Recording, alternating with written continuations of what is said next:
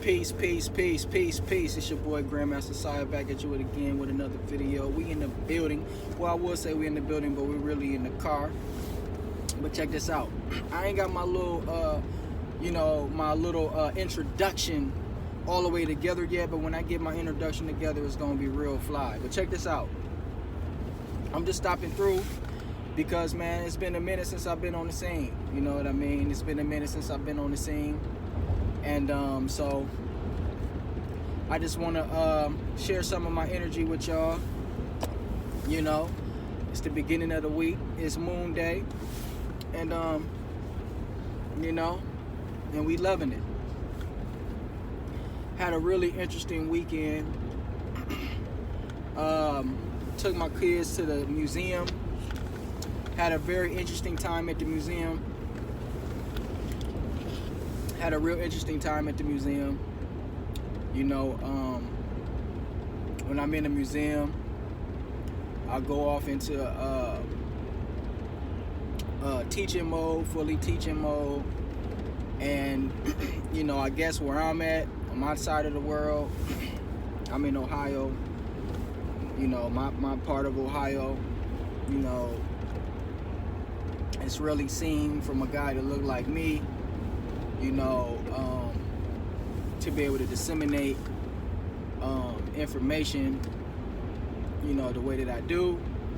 And not only that, giving it, you know, to the kids, to the babies.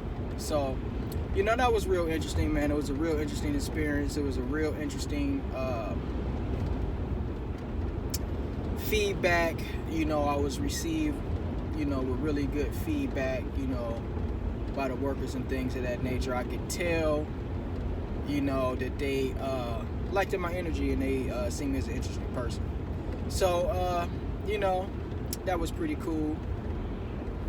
But other than that, you know, the world is still going crazy. You know, the world is still going crazy. You know, it's still looking ugly out there. It's still looking ugly out there. And I came to the conclusions that it's just simply that everybody is not going to make it, man, because, you know, everybody is not suited and booted to survive. You know, everybody is not suited and booted to survive. It wasn't prepped for these times, you know. For the last 10 years of my life, you know, I've been prepped for this time. You know, I've been prepped for this time. So, and a lot of people are not, you know, a lot of people out here living in la la land and have the slightest idea, you know, what's really going on in the world, what's really taking place, the evil tendencies or the evil ruling power, you know, that's been on this planet. And, you know, and it's showing its fangs right now and biting, not just showing its fangs, but actually biting right now. So it's really crazy, man. And, you know, I hear a lot, you know, I was just at the, you know, the Whole Foods spot. You know, every time I go to the Whole Foods spot, you know, I always get into a conversation with the owner, because she's very well studied. So when you're very well studied, information just seep through your pores, you know. So I always, anytime I go in there, I always look for her, because, you know, she's just going to give it up. And so, you know, I always enjoy that. But, you know, I keep hearing people say, and she even said, I keep hearing people say that people are waking up. But, you know, I'm not sure. I mean, me personally and honestly, I'm really not sure. You know, I'm really not sure if people is waking up the way that it's claimed to be. I mean, people is not woken up for me. I'm going to be totally honest with you. I mean, people do have some, it's a lot of people who still have some common sense out here and have a natural feeling of maybe, you know, something is not right, okay. But people waking up, I don't know. I mean, I know people are probably waking up more than ever, but I'm not sure if it's actually enough. I still see a lot of foolishness going on, and I still don't see, the outrage or the seriousness of the matters at hand. Me personally, I think this is a real serious and critical time, and and everybody just kicking back and chilling, So, I don't really believe in that. People are getting it, people are waking up. I really don't believe that. So I really didn't have nothing deep to really say. I really just wanted to share some good energy. You know what I mean? I just really wanted to share some good energy out there. Christmas is coming up. Christmas is coming up. And we got people who get a little knowledge and get a little information. And the first thing that they want to do is they want to dog all the holidays. But they have no idea, right? Wow. But they have no idea that these holidays, are actually connected to celestial alignments and solstices and things of that nature. And so it's obvious. Now, I told this story before, but I'm going to tell this story again. And I'm going to tell you where Christmas actually comes from. All right? Christmas, all right, people say it's the birth of Christ, which astrologically, that makes sense also. But I'm going to tell you the origins of Christmas. The origins of Christmas is this. In ancient Egypt, right, in Kemet, there was the Nile Valley, the Nile River. It was the Nile River. And every year, this river would flood. And when this river flooded, it brought sustenance to the land. And,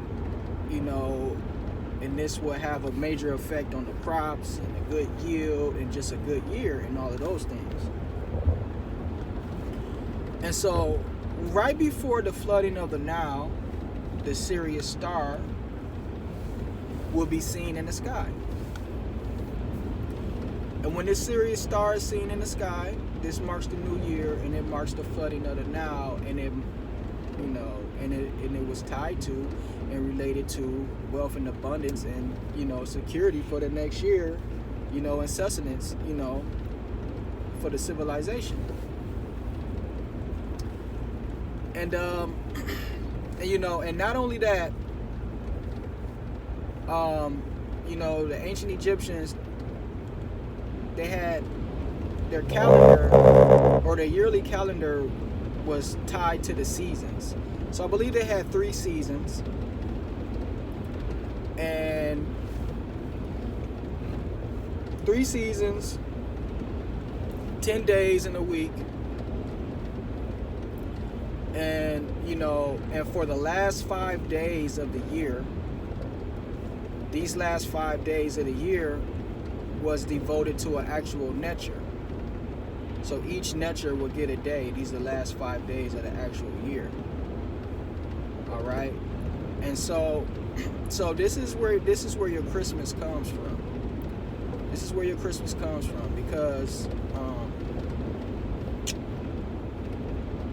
I forget exactly when. It's December 20 something. The Sirius star is going to appear in the sky. All right, it is going to appear. It is going to appear in the sky. It is going to mark a new year. All right, and not only that, what's also interesting too is that sure. But what's interesting too about that is that at the end of the year, you also have tax season, and this is where you get your money back. from all the taxes that you pay throughout the year. Or if you make, if you make a lot of money, then you actually paying taxes. But for middle class people and things of that nature, or people even in lower income situations, this is the time of the year where you'll get some money. You know what I mean? From your taxes. So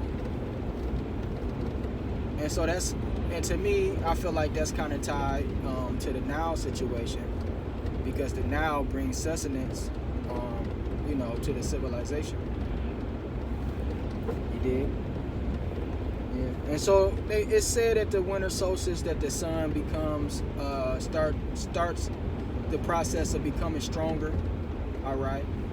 So this can correlate to the birth of the Son of God. This can correlate to the birth of the Son of God, right? Right, at the winter solstice. So, man. And a lot of people talk about the Christmas tree, right? A lot of people talk about the Christmas tree. It's pagan. Pagan is a bad word to religious people. You know what I mean? And I preach and been preaching for a very long time, unfortunately for them, that they don't know that their actual religion or spiritual system that they think is so different from the pagan system. They have no idea, because they don't study. All they read is one book. And that's what really turns me off about religion, is this. I just don't understand how people could just read one book. Yes, one book can have a whole lot of wisdom, and maybe one book can be a document of all the wisdom in one particular time, or the most profound wisdom, let's say over a span of a matter of 400, 500, 600 years maybe. But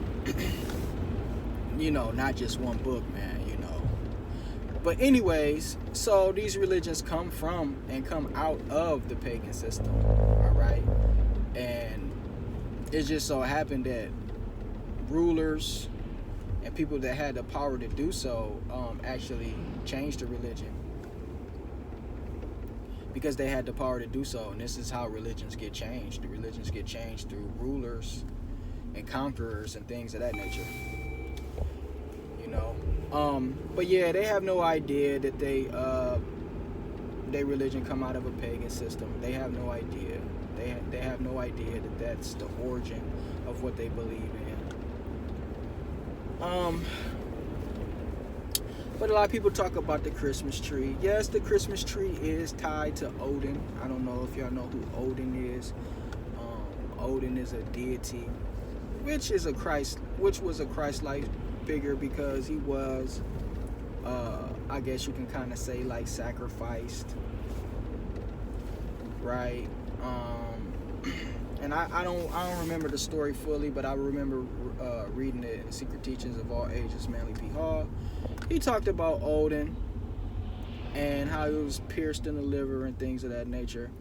But it was said that his soul went into, I want to say, the pine tree. And I never forgot that, right? I never forgot that. So yes, the pine tree, which is the Christmas tree, yes, it is tied to Odin, but there's something else that's really special about that Christmas tree.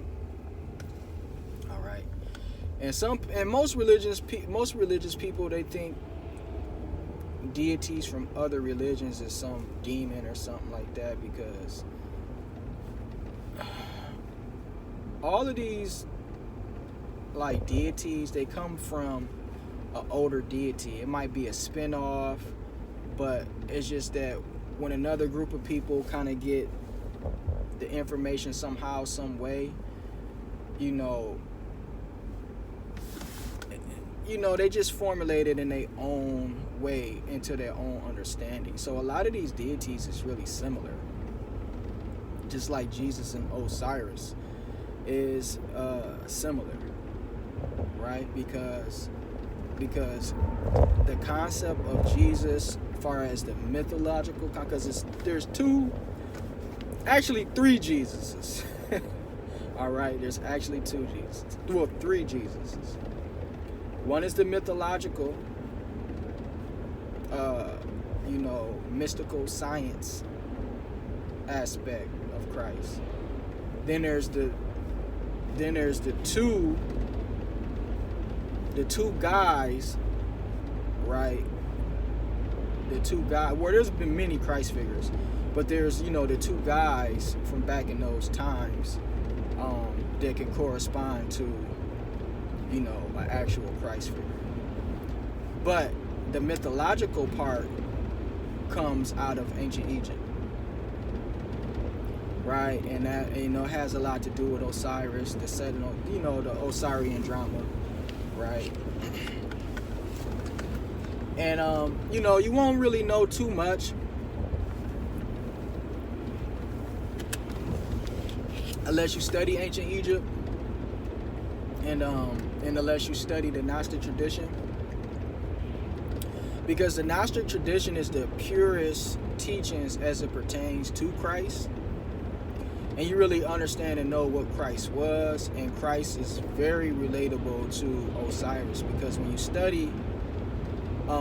study ancient Egypt, you will see that Osiris was like an aspect of your soul.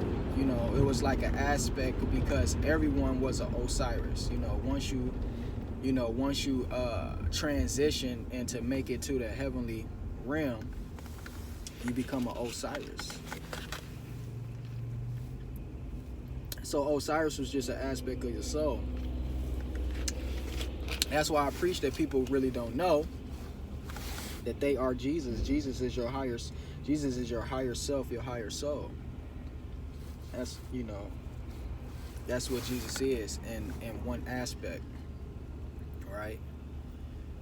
But the Christmas tree also, and I learned this in one of Muta Ashby works. I believe it was the Kemetic Tree of Life.